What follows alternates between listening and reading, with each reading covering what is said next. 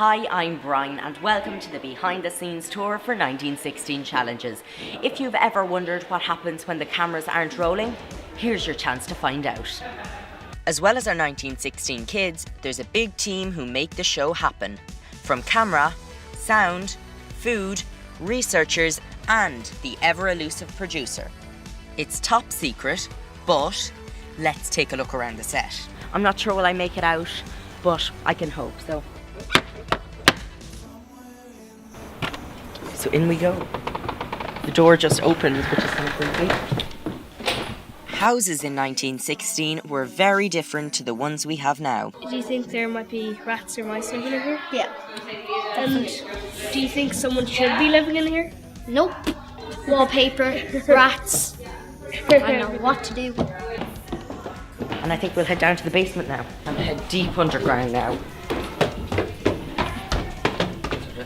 Light there.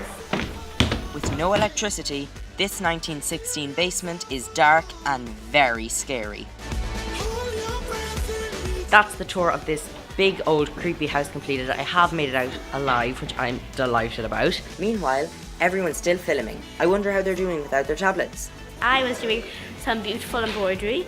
We're sitting down and we're bored out of our brains.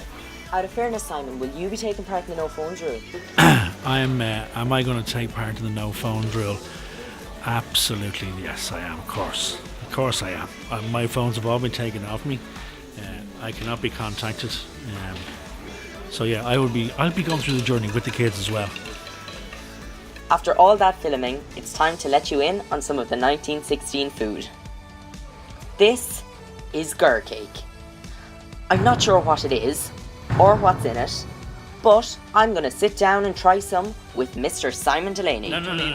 When you said we're going to try some gur cake, we aren't, Brian. You see, I've never tried gur cake before, and him not wanting to try it is making me worried. Well, you see, I tried it before and I just didn't like it, but I'm sure you'll love it, Brian. I'm sure, you see, it could just be an acquired taste. Have a lovely smell of that now. It's strong. See, I'm hoping it's chocolate, but I'm presuming it's not. No. Here we go. Oh. Best of luck now. Oh. So is it chocolate? No, it's certainly not chocolate. Is it not chocolate? Is it fruit? Is it like berries? Is it a fruit paste or something with broken biscuits, berries in there? It's something like that. Certainly not chocolate. What's it like? Give it a mark out of 10. I think it's off the scale.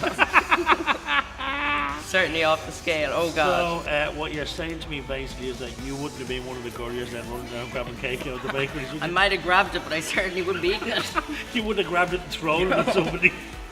Okay, well, we're going to leave that down. You're gone back in time. We're going back to 1916 because obviously the centenary year that it is this year, and there's a lot of focus on 1916. But I think this is a very interesting idea because it's going to give people an idea of what life was like for kids back in 1916, and we've split the kids up into rich kids and poor kids. They don't have a lot, like everything electronic got. They still have gur cakes, I think. But they're have blessed. Gur cake. The only problem is you can't get YouTube on gur cake. You can catch 1916 Challenges on TRTE. From me, Brian McCormack. Talk to you soon.